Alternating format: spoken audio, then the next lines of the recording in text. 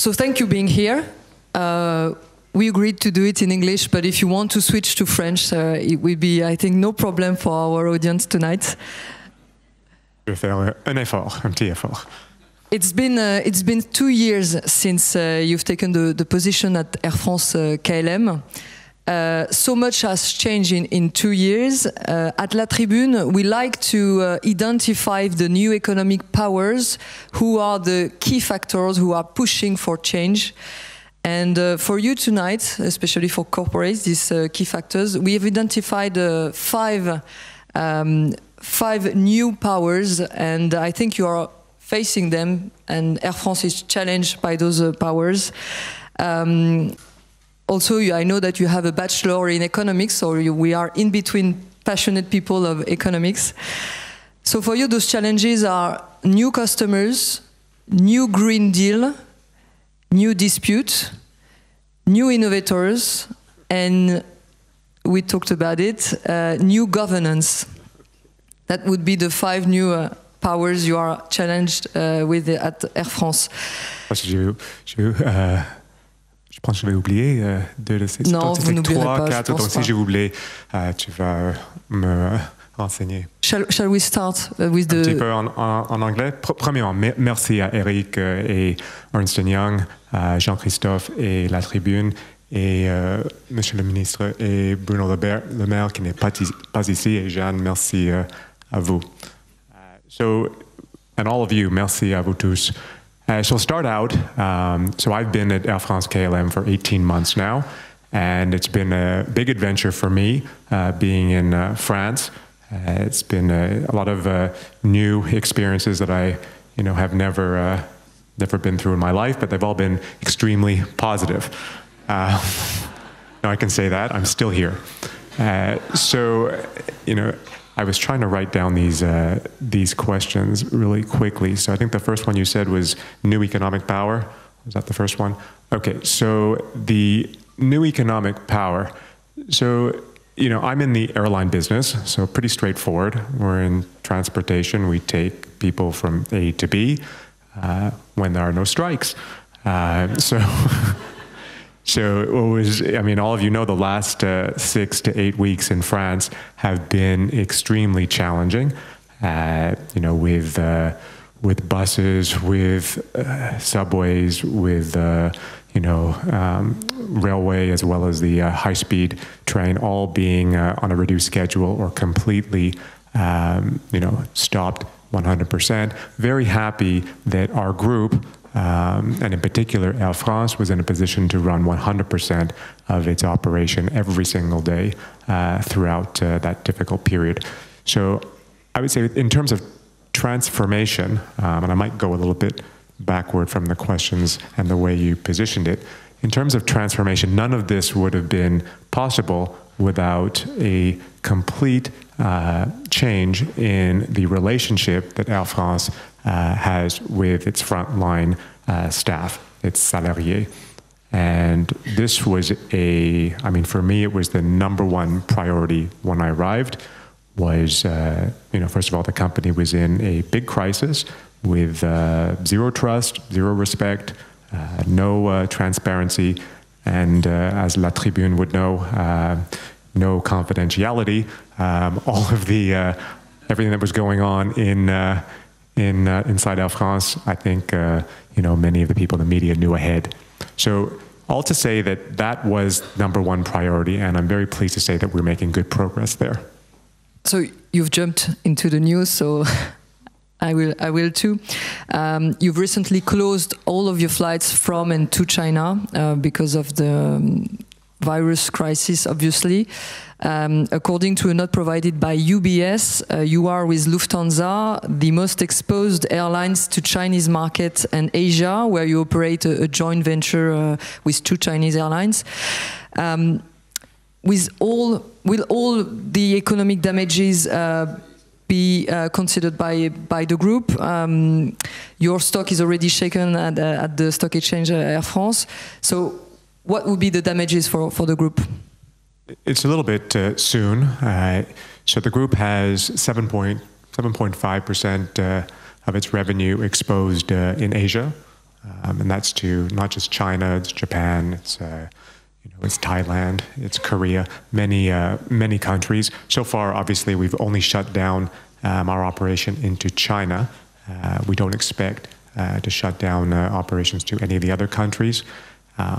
We're going to decide in the next couple of days how much further we're going to go. As of today, Air France-KLM, we have announced that we will not be flying to Beijing, Shanghai, Wuhan, that's Air France, and we have 3 other cities out of Amsterdam with KLM. We've stopped all flying until February 9th.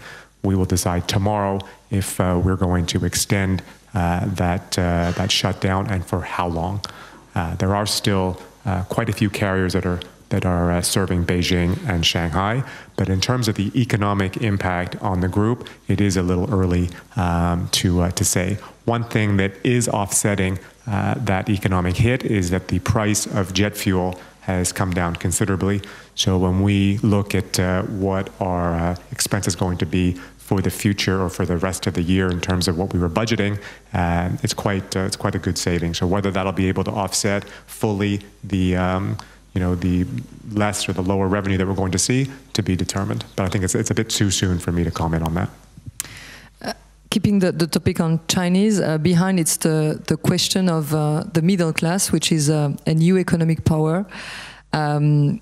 To be honest with you, I woke up today morning in an airplane, Air France airplane, and I think we can say that now the middle class is more demanding. They want a good service and a great experience from A to Z. So how are you addressing this new economic force, the new middle class? You have competition in China with the Chinese airlines, but what is your strategy towards the new middle class? We have quite a number of strategies that are aimed at ensuring that Air France-KLM, that we are ahead of our competitors in terms of attracting this new wave of customers, the next generation of customers, as well as many of you that have changed or raised your expectations on what an airline can offer. And I would say the number one challenge for us and what we're seeing our customers are looking for is more personalization. So each of you, as opposed to us only offering 1, 2, or 3 different options, be it class of service or a fare, an airfare if you fly on day 1 or day 2, we want to look at you as individuals as best we can. So with that, we need data, we need processes, we need programs that can predict what we can offer you that is more valuable to you, and that can also make more money for us. So what is the value proposition? And this is actually quite exciting. We're very lucky that we serve 100 million customers a year between the group. So we have a lot of customers. We have a lot of the preferences already, within the group. We try to understand why is it you need to travel for business? What would help improve your experience? Is it more mobile or app-based technology? Is it a better experience through the airport? Are you willing to pay for additional services, for ancillaries that are above what our base offer is? How do we better customize so you get more value out of what it is that we offer? And I think we're in a very good position to do that. And then we have customers, or be it new middle class and new markets, or new members of within France who do not or have not traveled extensively in the past. And many of you, I'm sure, speak with younger people who the experience is so much more important than the actual trip, and travel is much higher up on their list of desires than perhaps would have been the case a few years ago. And this is very new for us, and it's quite exciting. And I'll just put one more point in here, which is very key, which is our loyalty program, Flying Blue. Here again, this is a great platform for us. When customers have so many options for loyalty programs, I think the partnerships that Air France-KLM can build with Flying Blue are probably much more powerful than other loyalty programs out there. And I was surprised to see that just after the safety announcement, the traditional ones, you have now some kind of messages towards the environment. You are turning on several messages or reducing carbon emissions, recycling plastics just after the safety traditional announcement. So it's a new conscious, obviously, of the customers. You've signed up in 2017 an agreement with the French government, where we are hosted tonight, for a green growth. You will have to suggest new engagement on this matter by the end of June this year. It's a new engagement you will take. Can you tell us a bit more about them? Sure. I mean, we're quite proud of what Air France KLM has done to date. We haven't done a very good job of articulating or verbalizing what it is we've done. So first off, I don't think I would suspect that many of you don't know that Air France KLM holds the #1 position on the Dow Jones Sustainability Index. We're quite proud of that. We have already committed to reducing our carbon footprint by 50% between 2005 and 2030. We already have proactively put in place an offsetting program in France for all domestic flights. We have stopped operations on some very short sectors, Paris to Brussels, Paris to Strasbourg, where we now have partnerships with the train. And we've recently reduced some of our service between Amsterdam and Brussels as well. These are just a few of the initiatives we have in place. We've recently signed an agreement along the value chain within our industry to come up with a way to speed up the introduction of biofuels. So we've done that with Airbus, with Safran, with Suez, as well as Total. So this we just signed last week in front of a brand new A350. The A350 consumes between 20 and 25% less fuel than its predecessor technology. So the way we look at what is it that we can do that quickly brings down our carbon footprint, the #1 available option for us is to purchase new airplanes. So our ask to the government and to anybody who puts taxes on us is help us put that money towards research and development for new technology and put Air France and Air France KLM into a position to replace its older generation aircraft with new airplanes, new technology. So we've already made a huge investment. Just last year, 2019, we placed an order for 60 new Airbus A220s, which, as I said, 20 to 25% lower emissions than the aircraft they're going to replace. And we've augmented our already, the already big order of 28 A350s. We've added 10 more, and we made the decision to early retire our Airbus A380s. So those decisions in totality, when you look at what that's going to do to reduce our carbon footprint, very expensive on our part, several billion euros. But at the same time, it's significantly reducing what we do. So we need to, I guess, articulate more what we do. I think there's a big misunderstanding that we are not responsible. We do have an enormous amount of customers that continue to want to fly. We do not see a reduction in demand. And also, we are the #1 employer, Air France in Île-de-France, and KLM is the #3 employer in the entire country of the Netherlands. So we have a big economic positive impact in both France and the Netherlands, and that also needs to be balanced out with some of the other considerations. So you are actually advertising on those efforts. I have to say. In the plane as well, as I've seen, and some of them I wasn't aware about it. But at the same time, it's obvious that it's hard to shrink the flight shaming movement. It's such you could advertise a lot, but it's as if the whole crowd would not listen to what you say. So how can you make this message clear? If it's not repeating all the time or advertising, what do you think about the flight shaming? Will it stop by itself with your efforts, or it has to be more? Well, I think I'll start out. It's new for us, this flight shaming phenomenon. It's new for all airlines. I think, as I said in just my last reply here, is we don't see a reduction in demand. We actually see an increase in demand for long haul. There are no alternatives say to fly, like reasonable alternatives to fly between, let's say, Paris and Los Angeles. We see an increase on all long-haul routes where, it doesn't make sense for us to fly short-haul. I mean, don't forget the SNCF has been in operation, 40 years in France. We've already seen a huge shift from aviation to train in France well before this flight shaming. But I think, new technology, for us to buy new technology, so new airplanes, that type of risk that we're taking is a huge investment. And I don't think it's recognized. I don't think the actual positive impact that that provides is well understood, and that we do take, our role in trying to reduce emissions very seriously. We have 85,000 employees that have families, that have friends.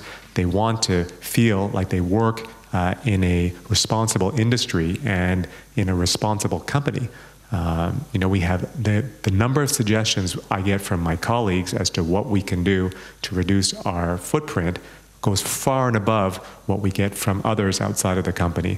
So if you speak to any of our pilots, of our cabin crew, our maintenance colleagues, management colleagues, they are all working probably harder than some of the people that are trying to shame us in ensuring that, their lives, their jobs, and their own personal conscience is well looked after. Maybe we were talking about personalization and innovation. It's another economic power I wanted to talk about. It's the startups and the innovation. So it's a big topic, how the big groups are handling their relationship. But maybe tonight you could give us an example of how innovative you try to be with a new service, a new startup. Is it small businesses who are helping you to innovate and to offer new green growth or other new services? We have all kinds of new initiatives that we're putting in place thanks to startups or thanks to innovative companies, big R&D companies. I think one of the ones that I'm most excited about is predictive maintenance. So we have technology on board, our 787s, our 777s, that provide unbelievable predictive information to our maintenance staff, so that when airplanes arrive back at CDG or at Schiphol, information about things that need to be fixed, a lot of the things that would have taken a lot longer to find on regular checks have already been transmitted to our maintenance staff, and this is great. The information that can be provided electronically, digitally, is a big step for us. I would say also, there's so many things that we're doing, but when you run an airline where the seats are perishable, so every time an aircraft takes off, the seats you haven't sold, evaporate and you get no revenue for it. At the same time, if you oversell your aircraft, you may not be maximizing on the revenue because you could have held back and gotten more revenue close in. And in many industries like hotels, revenue management is such a key component to the success of an airline that the systems that we use are usually looking behind. They're historically based revenue management systems. So we are working with quite a few startups on how to predictively figure out what is the best way to manage our revenue. And I guess a great example would be, if let's say you do a lot of flying today, and let's say you move to a new job, and we say, well, where did Jeanne go? She doesn't fly anymore, but who replaced you? And how do we get that person into Air France KLM? This is, with the data and the information that we have, we don't do that today, but that's one quick example on what some of the startups that we're working with are trying to figure out. On the business model, it's an interesting side, because I wanted to ask you about Joon and Hop, who are the two brands who were supposed to respond to the low-cost company coming into the market. I've read some point of views of yours on the low-cost. Can we consider the low-cost as an innovative business model? You were talking about filling the seats and empty seats as well. So how do you consider your competitors in the low-cost market? First off, the low-cost model is not new. It's not, it was started by Southwest Airlines in the early 1970s, and then it has grown throughout the world. And this base model that Herb Kelleher started in Dallas in the early 1970s. It's pretty much the same, hasn't evolved much since that creation. Very simple products, sales in a direct channel as opposed to going through intermediaries, very quick turnarounds, selling anything extra over the base ticket price. So first off, at Air France-KLM, when I arrived, we had 5 brands. So as you said, KLM, Air France, we had HOP, we had Joon, and we have Transavia. Joon was an interesting concept. I think the challenge for the group was in which the way it was deployed. It was done in such a way that it broke the confidence between the corporation and our cabin crew at Air France, and it broke the trust and confidence between Air France and some of our customers. It was a product that was not well understood, whether the economic model worked or not. I guess the break in trust between the company and both those two groups was such that there's no way we could move forward with that brand in a positive way. So we negotiated the stopping of Joon with our cabin crew into a way that we could capture all of the savings that were assigned to Joon to begin with. So that was positive. And then on the pilot side, HOP was set up to be positioned as a low-cost carrier. With the types of aircraft that we have at HOP and with the complexity we have at HOP, we have 5 different aircraft types, we have 3 different maintenance locations. The main role of HOP is to provide traffic from smaller cities and connect at our Roissy hub. So it's like a regional type of operation, very similar to what Lufthansa has, what all the US carriers have. And what HOP is doing today, and we're trying to streamline it, is HOP is not only doing that, it's also flying small routes out of Orly to secondary markets in France where Air France cannot support service. And on top of that, it's flying what we call transversal routes that don't touch Paris.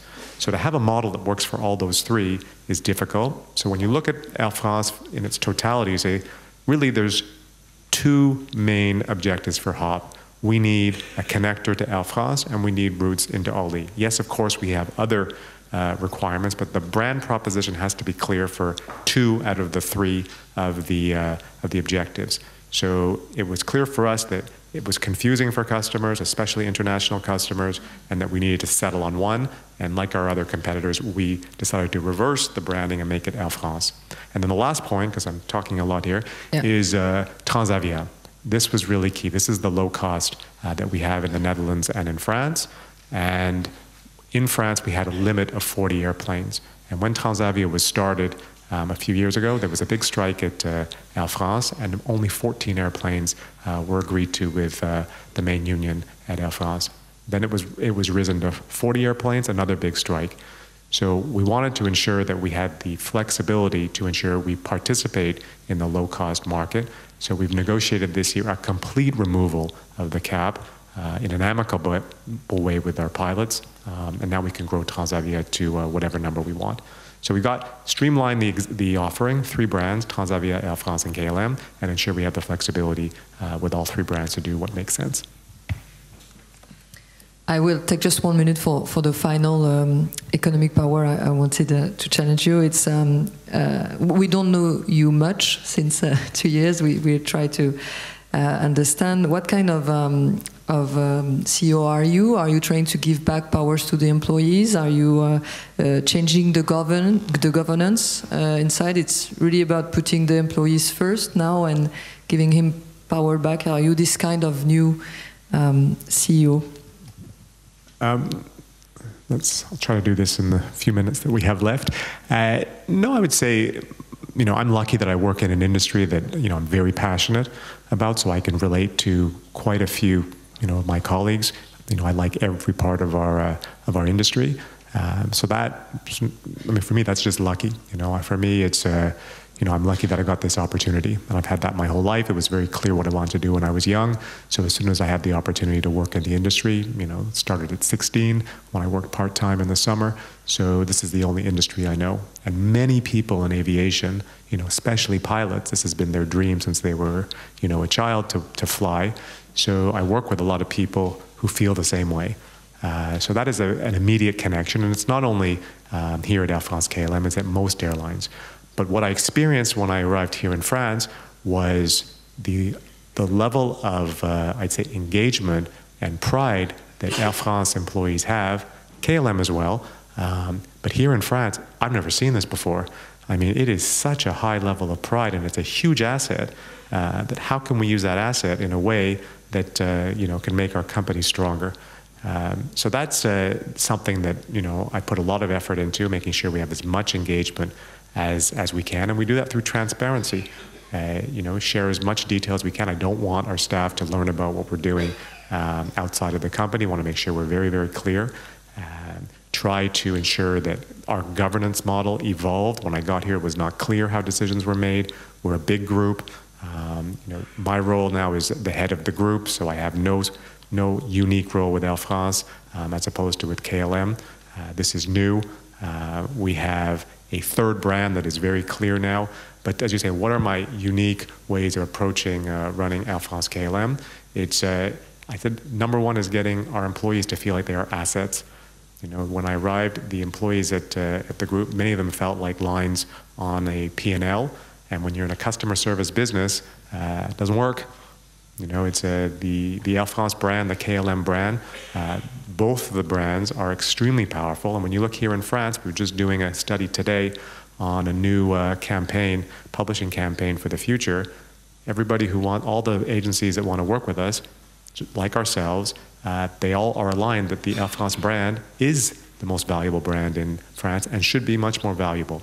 So, as I said, our people are our brand. If they feel like they're the brand, if we treat them like they're the brand, we will definitely improve. And I think you're seeing that over the last year. The engagement we've had, it's a level of stability at Air France, which it's very reassuring, and I'm really proud of the teams for doing that, and I hope we can continue. Thank you very much, Ben Smith. I think we can applaud Ben.